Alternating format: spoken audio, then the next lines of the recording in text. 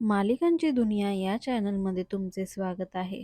ठरलं तर मग या मालिकेमध्ये आज आपण एपिसोडमध्ये बघणार आहोत की आता कोर्टामध्ये निकालाची वेळ आलेली असते आणि त्यानंतर जज साहेब विचारतात की तुमचं दोघांचं काय म्हणणं आहे. तेव्हा मात्र दोघेही जण आपलं म्हणणं त्यांच्या समोर मांडतात. इकडे जज साहेब म्हणतात, अर्जुन सुभेदार, तुम्ही काल एक दिवस मागून घेतला होता आणि मग तुम्ही पुरावे सादर करणार होते. आता झाला आहे का तो एक दिवसाचे पुरावे? असं ते विचारू लागतात. तेवढ्यात तिथे साक्षी आणि महिपत एकमेकांशी बोलू लागतात की काय पुरावे देणार आता हा, याच्याकडे काहीच नाही. इकडे मात्र अर्जुन जज समोर उभं राहून बोलू लागतो की हो, मला पुरावे भेटले पण होते, पण मला आता इन्स्पेक्टरची साक्ष इथे पाहिजे आहे. तेव्हा मात्र जज साहेब त्याला होकार देतात आणि इन्स्पेक्टरांना बोलवा असं म्हणतात. इकडे आता कुसुम सायलीला विचारते, पण तू तर म्हटली होतीस त्यांच्याकडे काही पुरावे नाहीये. आणि मग आता इकडे चैतन्यही विचारात पडतो. त्यानंतर मात्र जज साहेब विचारू लागतात की बोलवा तुमच्या विटनेसला. तेव्हा मात्र इन्स्पेक्टरांना बोलवल्यावर इथे अर्जुन त्यांना प्रश्न विचारू लागतो की काल जे काही पुरावे आणले होते त्याचं काय झालं. तेव्हा इन्स्पेक्टर सांगतात की अर्जुन सरांनी जे काही पुरावे दिले होते ते एका बॉक्समध्ये दिले होते आणि ते एका लाकडी कपाटात आम्ही ठेवले होते. परंतु लाकडी कपाट खूप जुनं असल्यामुळे त्याला अगदी भयंकर आग लागून सगळं काही जळून गेलं. आणि त्यानंतर आता अर्जुन सांगतो, आता हा सगळा असा प्रकार घडलेला आहे, त्यामुळे मला जे काही पुरावे भेटले त्यामुळे तिथे अजून काही पुरावे मिळतील साक्षीच्या खुनाच्या विरोधामध्ये. तेव्हा आता लगेचच सगळेजण साक्षीकडे बघतात. पण आता इथे जज साहेब म्हणतात, तुम्ही दोन केस आहेत ज्या वेगवेगळ्या, त्यांना तुम्ही एकत्र करत आहात. आज इथे फक्त आश्रम पाडायचा की नाही त्यावर निर्णय होणार आहे. तेव्हा मात्र तुमच्याकडे काही पुरावा असेल तर तो सादर करा असं म्हणतात. तेव्हा अर्जुन शांत उभा राहतो. त्यामुळे जज आता महिपतच्या बाजूने निकाल सुनावतात की महिपत आता तो आश्रम पाडू शकतो आणि त्यावर कुठल्याही प्रकारचा आता स्टे राहणार नाही, असा निर्णय जज साहेब सुनावतात. आणि इकडे आता निर्णय सुनावल्यावर मात्र जज साहेब इकडे महिपतला खानाखुना करत असतात हे अर्जुनच्या लक्षात येतं. त्यामुळे आता इकडे अर्जुन त्यांच्यावर बारीक नजर ठेवून आणतो. दुसरीकडे मात्र त्याच्या डोक्यामध्ये विचार सुरू असतात आणि इकडे सायली यांनी कुसुम एकमेकींशी बोलत असतात. तेव्हा मात्र सायली तिला म्हणते, मला कळतच नाहीये यांनी ते पुरावे का नाही दाखवले. आणि इकडे जज साहेब मात्र त्यांचा निकाल देऊन ते उठून जातात. दुसरीकडे आता कुसुम पण तिला म्हणते, मग का नाही दाखवले, त्यांच्याकडे पुरावे होते तू म्हणते ना. मग तेव्हा मात्र आता सगळ्यांना फारच टेन्शन येतं. पण आता इकडे अर्जुनच्या बोलण्याचा काहीही फायदा झालेला नसतो आणि जजनी मात्र महिपतच्या बाजूने निकाल दिलेला असतो. त्यामुळे आता अर्जुनने कितीही त्यांना समजवण्याचा प्रयत्न केला तरी पण काही उपयोग होत नाही, कारण आता अर्जुन मात्र त्याच्याकडचा पुरावा जज समोर सादर करत नाही. आणि इकडे निकाल सुनावल्यावर मात्र आता मधुभाऊ खूपच रडू लागतात आणि वत्सलाची माफी मागू लागतात की वत्सला, मी आता तुझा आश्रम वाचवू शकलो नाही ग, मला माफ कर. आणि इकडे सायली सुद्धा खूप पॅनिक होते. त्यामुळे ती अर्जुन जवळ जाऊन,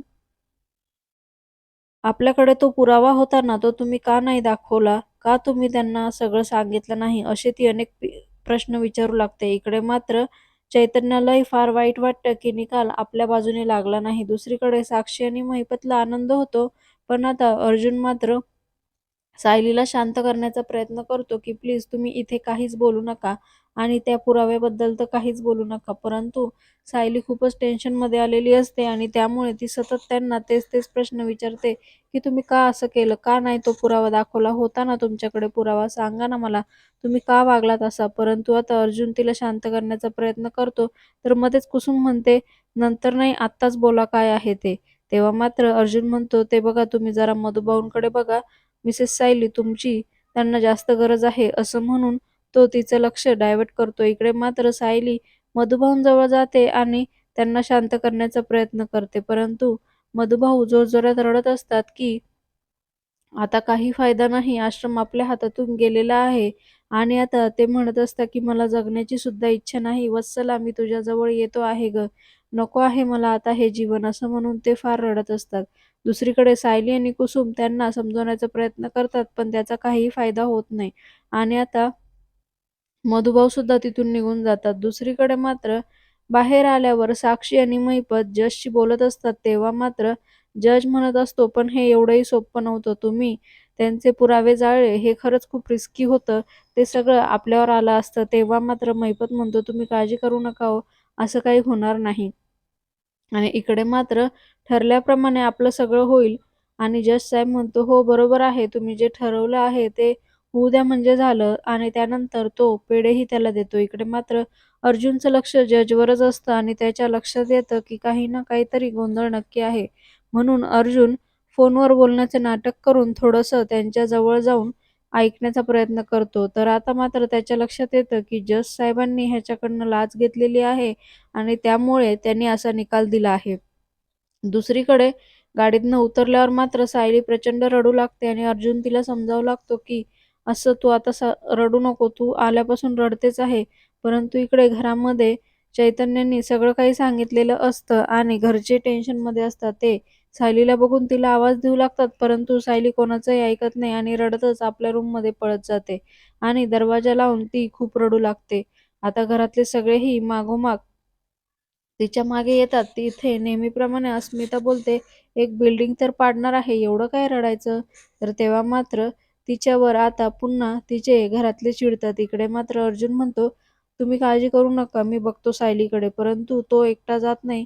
त्याच्याबरोबर सगळेच जण तिला आवाज देण्यासाठी जातात. इकडे पूर्ण आजी जिन्याच्या खालीच उभी राहते आणि त्यांना बघत असते. परंतु तिलाही फार टेन्शन आलेलं असतं आणि इकडे सगळेच जण सायलीला खूप आवाज देत असतात, परंतु सायली काही ऐकायला तयार नसते. ती सतत खूप रडत असते.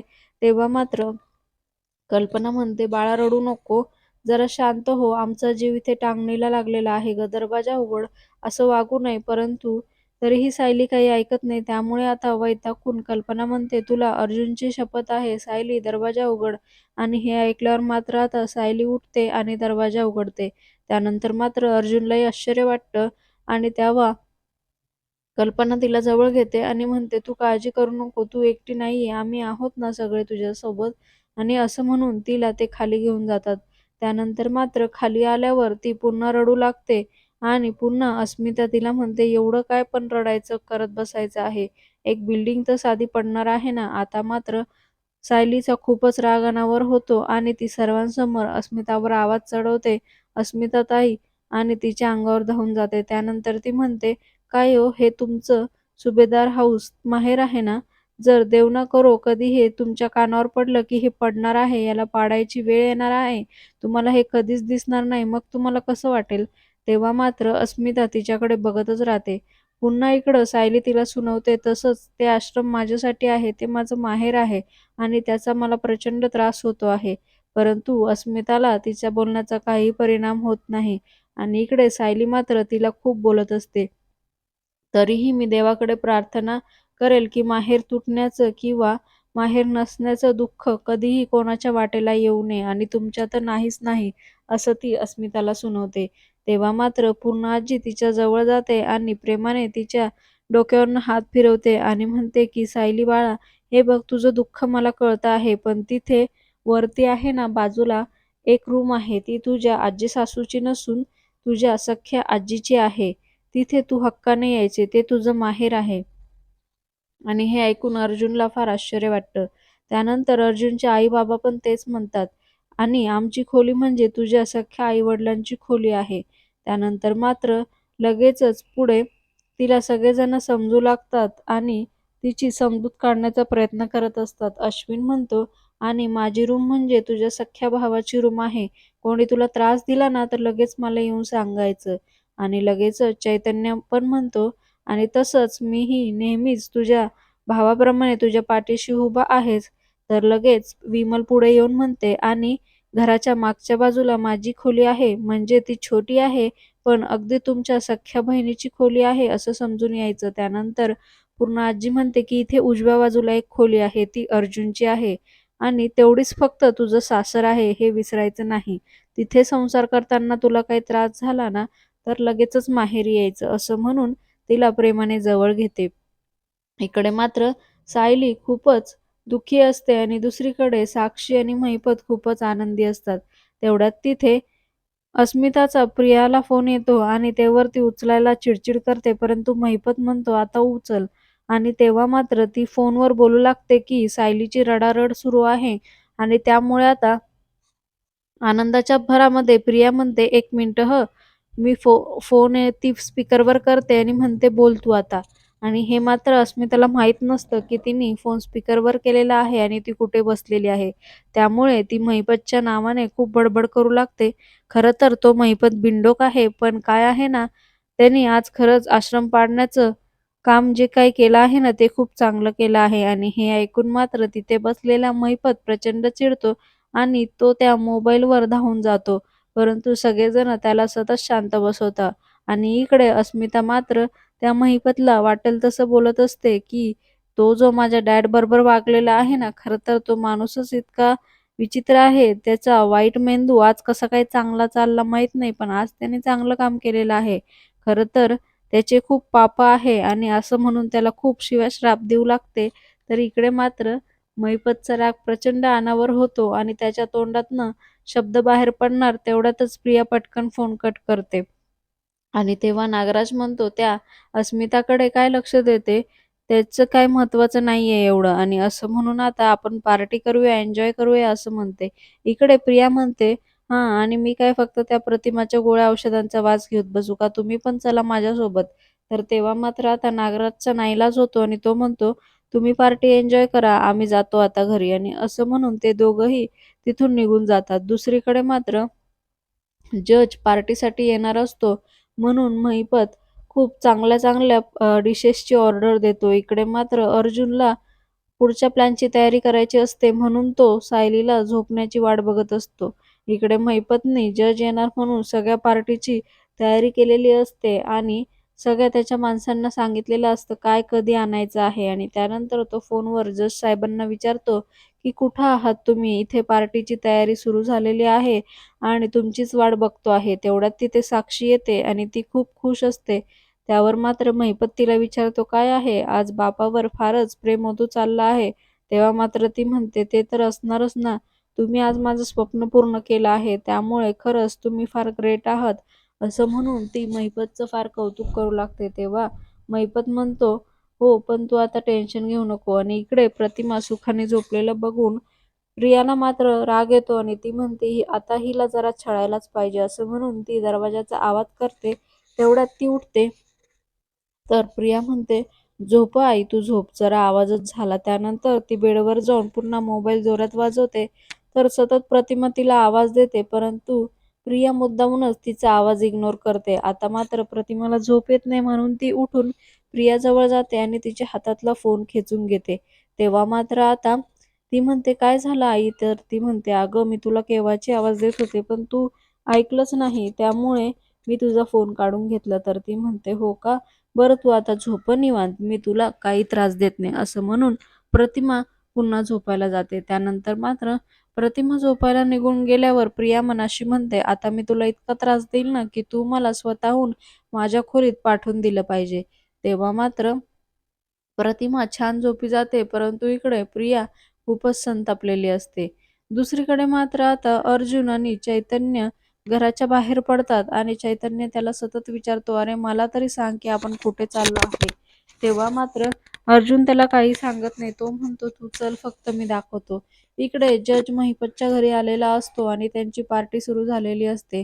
तेव्हा मात्र महिपत त्याचं कौतुक करतो आणि पुढे जज म्हणू लागतो, "हो, ते तर बरोबर आहे, पण तुम्ही जो माझा फ्लॅट देणार आहात, म्हणजे देणार आहात ना?" तर तेव्हा आता साक्षी आणि महिपत त्याच्याकडे रागाने बघतात आणि पुढे साक्षी म्हणते, "हो म्हणजे काय? देणारच आहात. लवकरच तुमच्या फ्लॅटच्या चाव्या तुमच्या हातात पोहोचतील." आणि हे ऐकल्यावर जज साहेब खुश होतात. इकडे मात्र अर्जुन आणि चैतन्य साक्षीच्या घराजवळ पोहोचतात. तेव्हा मात्र चैतन्याच्या लक्षात येतं आणि तो म्हणतो, "अरे, हे तर साक्षीचं घर आहे." तर अर्जुन त्याला गप्प बसायला लावतो आणि "चल गपचूप" असं म्हणतो. आणि तेव्हा मात्र आता दोघेजण पुन्हा त्यांचा चेहरा लपवतात आणि त्यांचं बोलणं ऐकण्यासाठी तिथे वरती येतात. इकडे मात्र रूमच्या बाहेर येऊन आता जश तिथे आलेलाच असतो आणि हे बघून आता चैतन्याचा सगळा प्रकार लक्षात येतो. त्यामुळे आता अर्जुन त्याचा मोबाईल काढतो आणि सगळं काही त्यांचं बोलणं रेकॉर्ड करतो. त्यानंतर मात्र आता अर्जुन त्यांचं बोलणं रेकॉर्ड करतच असतो. इकडे मात्र आता महिपत अजून काही गोष्टी जजकडनं करून घेण्याचा प्रयत्न करत असतो. ही माझी मुलगी साक्षी आणि हिचं काय आहे म्हणजे तो पुढचं काम त्याच्याकडून करण्याचा प्रयत्न करतो. परंतु जजने आता इतकी दारू पिलेली असते की त्याला बाकी काही सुचत नाही आणि तो नॉनव्हेज वगैरे खाण्यामध्ये अगदी मग्न असतो. दुसरीकडे कल्पना येते तेव्हा अर्जुनचा दरवाजा उघडा का असा विचार करते. परंतु ती म्हणते हरकत नाही, तो काम करत बसला असेल म्हणून ती रूममध्ये डोकावते. तर रूममध्ये डोकावल्यावर मात्र तिला फारच आश्चर्याचा धक्का बसतो. कारण आता अर्जुन घाईघाईमध्ये रूमचा दरवाजा उघडा ठेवून निघून गेलेला असतो. परंतु त्यांनी ज्या बेडवर रोज उश्या मांडलेल्या असतात त्या आता कल्पनाच्या नजरेस पडतात आणि ते बघून मात्र तिला प्रचंड धक्का बसतो. अर्जुन इथे नाही आणि या उशा का अशा मध्ये मांडलेल्या आहे? हे बघून मात्र तिला खूपच विचित्र वाटतं. त्यानंतर मात्र ती अर्जुनला फोन लावते. परंतु अर्जुन तिचा फोन कट करतो आणि चैतन्याला सांगतो की मी नंतर तिला फोन करेल आणि त्यामुळे तो पुन्हा एकदा व्हिडिओ रेकॉर्ड करायला सुरुवात करतो आणि तेवढ्यात चैतन्याचा फोन वाजतो. म्हणून त्या आवाजाने सगळेजण बाहेर पळतात. परंतु तिथून अर्जुन आणि चैतन्य गायब झालेले असतात. दुसऱ्या दिवशी सकाळी मात्र सायली डचकून जागी होते आणि माझं घर पाडू नका असं म्हणून रडू लागते. तेवढ्यात मात्र आता तिला घरातील सगळ्या आठवणी आठवू लागतात आणि ती खूप जोरजोरात रडू लागते की प्लीज माझं घर कोणी पाडू नका असं म्हणून ती खूपच रडू लागते आणि आई खूपच उदास होते की आज माझं घर पाडल्या जाणार. इकडे मात्र अर्जुन आणि चैतन्य जो काही व्हिडिओ रेकॉर्ड झालेला असतात तो बघत बसतात आणि विमल मात्र त्यांना कॉफी आणून देते. तेवढ्यातच तिथे कल्पना येते आणि कल्पना विचारते, "अर्जुन, सायली कुठे आहे?" तर तेव्हा अर्जुन सांगतो, "काय आहे ना मम्मा, ती रात्रभर खूप टेन्शनमध्ये होती आणि रडतही होती. त्यामुळे तिला खूप उशिरा झोप लागली आणि ती झोपलेली आहे. त्यामुळे मी काही तिला आत्ता उठवलेलं नाही." तर कल्पना म्हणते, "बरं ठीक आहे, हरकत नाही." आणि असं म्हणून आता अर्जुनही घाईघाईमध्ये जायला निघतो आणि तो तिथून गेल्यावर सायली तेवढ्यात तिथे येते आणि कल्पनाचं लक्ष जातं तर ती सायलीला काही विचारणार तेवढ्यात सायली म्हणते, "माफ करा आई, मला आज उठायला उशीर झाला." तर तेव्हा कल्पना म्हणते, "अगं हरकत नाही, पण तू आता ठीक आहेस ना?" तेव्हा सायली होकार देते आणि "काळजी करू नको" असं तिची पुन्हा एकदा समजूत काढते. तेव्हा मात्र सायलीला राहवत नाही आणि ती म्हणते, "आई तुमची परवानगी असेल तर मी एकदा माझं घर बघून येऊ का?" तिथल्या भिंतींना स्पर्श करून येते, तिथल्या पायऱ्यांवर डोकं ठेवून येते. तेव्हा मात्र कल्पना म्हणते, "अगं हो, जा तू नक्की, पण एकटी जाऊ नको. कुसुमला घेऊन जा." असं म्हणताच आता सायली म्हणते, "हो ठीक आहे." असं म्हणून ती कुसुमला फोन लावते आणि कुसुमला सांगू लागते, की "आपण जायचं का?" तेव्हा कुसुमच्याही डोळ्यात पाणी असतं. कुसुम म्हणते, "अगदी माझ्या मनातलं बोललीस बघ, आपण जाऊया." तेव्हा मात्र सायली म्हणते, "मग आपल्या घराच्या ठिकाणीच आपण दोघी भेटूया." असं म्हणून सायलीही "येते आई मी" असं म्हणून निघून जाते आणि इकडे मात्र कुसुम आणि सायली त्यांच्या आश्रमासमोर येऊन उभ्या असतात आणि डोळे भरून त्या आपल्या आश्रमाला बघत असतात. दुसरीकडे मात्र आश्रमाकडे बघत असताना त्यांना आश्रमामध्ये ज्या काही त्यांच्या चांगल्या वाईट आठवणी असतात त्या सगळ्या आठवत असतात आणि मधुभाऊंसोबत घालवलेले क्षणसुद्धा त्यांना आठवत असतात. एकमेकींबरोबर सगळे काही जे त्यांनी क्षण घालवले असतात ते आठवून त्यांना रडू पण येत असतं आणि खूप वाईट वाटत असतं, की आज त्यांचं घर तुटलं जाणार आहे. परंतु ते काही थांबवू शकणार नाही. पुढील भागात आपण बघणार आहोत, की आश्रमावर आता बुलडोझर पुढे येतो. तेव्हा मात्र सायली बुलडोझर समोर येते, की "प्लीज थांबवा, असं करू नका." आणि कुसुम तिला बाजूला ओढत असते. तेव्हा महिपत म्हणतो, "चालून टाका रे ह्यांच्या अंगावर. किती दिवस थांबणार?" आणि तेवढ्यात मात्र कामगार लोकं आश्रमावर हातोडा मारणार इतक्यातच तिथे अर्जुन येतो आणि जोरात थांबा म्हणतो आणि मैपतच्या अंगावर इनोलोप फेकतो आणि म्हणतो, "हा घे आश्रमावरचा स्टे आणि आता तू या आश्रमाला पाडू काय? अगदी त्याला हातसुद्धा लावू शकत नाही." असं म्हणून तो महिपतच्या अंगावर स्टे ऑर्डर फेकतो आणि त्यामुळे आता सायली आणि कुसुम खूपच खुश होतात आणि सायली मात्र पळत जाऊन आता अर्जुनला मिठी मारते आणि सायलीचा आनंद बघून अर्जुनलाही फार आनंद होतो. इकडे मात्र आता महिपत आणि साक्षी पुन्हा टेन्शनमध्ये येतात कारण आता अर्जुनने तो व्हिडिओ जाऊन जजला दाखवलेला असतो आणि जजने मात्र आता अर्जुनच्या बाजूने निकाल दिलेला असतो. मालिकेच्या अशाच नवनवीन भागांसाठी आपल्या चॅनलला नक्की लाईक करा, शेअर करा, सबस्क्राईब करा.